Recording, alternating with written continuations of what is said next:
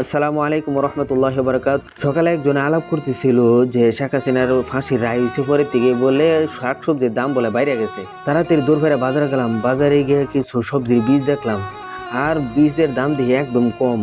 আমি কই দিন 4-5টা দেয়া দিন, যা আছে সব দেয়া দিন। পরে সে বেড়া বুঝছে যে এটা ফাইলছে আজকে একটা বলত, এই বলত হইয়া দিয়েছে 10টা দামের আলি ধরায় হেরা 50টি হইয়া 4-5টা আলির ঠুঙ্গা ধরাই দিছে। আমি বাইতে না খুলে দিই আলি এটা একটা পচা তেরা পুরা।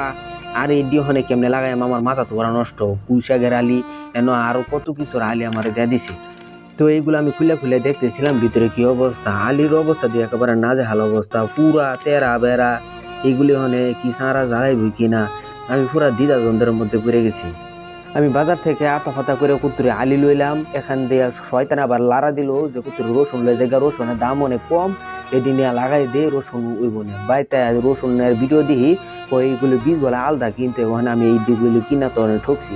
মানে না পাইরা কেরাম এগুলো কোনো বা কাজে লাগানো যায় কিনা বা রোয়া যায় কিনা হয় কিনা, এটা দেখার জন্য আমি এগুলি লাগাবো এবং দেখবো এগুলি কিরম ফসল হয়। বাইগুনের 2টা ঠোঙ্গা আনছিলাম, এই 2টা ঠোঙ্গাতে দেখি অল্প একটু আলি, 5 গ্রাম ওই আলি হইব না, তারপরে ওইটা পুরা ছাতায় রয়েছে।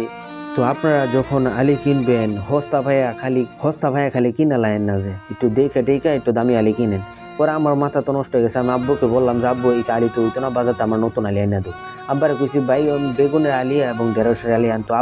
আব্বার শুধু গিয়া খালি এই যে ঢেঁড়সের আলি লইছে, ঢেঁড়সের আলি অনেক দাম। পরে আমার মনে পড়লো যে বেটা তো হাসাই কথা কইছে যে শেখ হাসিনার ফাঁসির রায় হইছে পরের থেকে এই বলে এই দশা, বীজের দামও বেড়ে গেছে, শাকসবজির দামও বেড়ে গেছে। তো আমি কি করলাম, এই আলিগুলো ক্ষেতের মধ্যে আস্তে আস্তে করে ছিড়াই দিলাম। ছিড়াই দেওয়ার সময় দিয়ে ক্ষেতের মধ্যে এত জু, কেন্দ্র একটা ফাল মারা ধরে লাই, হেন্দা একটা ফাল মারা ধরে লাই, জুহের যন্ত্রণায় একেবারে নাজেহাল অবস্থা। যাই হোক, কষ্ট করে আস্তে আস্তে করে এই বীজগুলো আমি ছিটাই দিলাম। আমি তো একদম নতুন